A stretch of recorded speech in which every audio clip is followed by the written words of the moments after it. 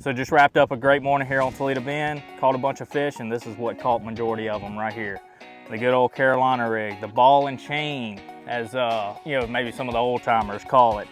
What I love to put on there is a V M Pork Shad. I don't know if you can tell, that thing is chewed up from today. Went through probably a bag and a half, I guarantee it. You know, a Carolina rig is a great bait. It's kind of second in my rotation after a deep diving crankbait. That's going to be my first cast with a deep diving crankbait, and then I swap to a Carolina rig once they slow up on the crankbait, or if I can't get them to go on that. You can throw a Carolina rig in there, and it's something that's a slow presentation. You drag it along the bottom real slow. I try to, you know, tell people, when you think you're dragging it slow, drag it even slower, you know, because the majority of the time they want it just crawling along the bottom.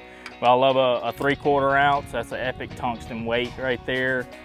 Sometimes I go to a 1 ounce, depending on if it's very windy or if I'm fishing, you know, 30 feet plus.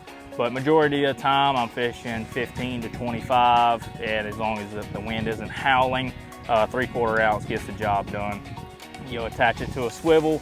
You got your main line to a swivel, and then you have a leader line that comes down to your hook there.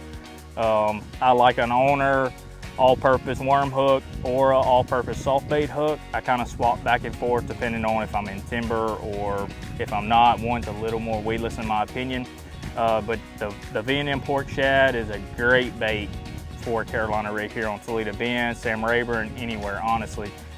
Today with the sun, I opted for more of a really natural watermelon color. It's the watermelon red magic. If it was more of a cloudy, they make a color called Outcast Magic, and that is my favorite color by far.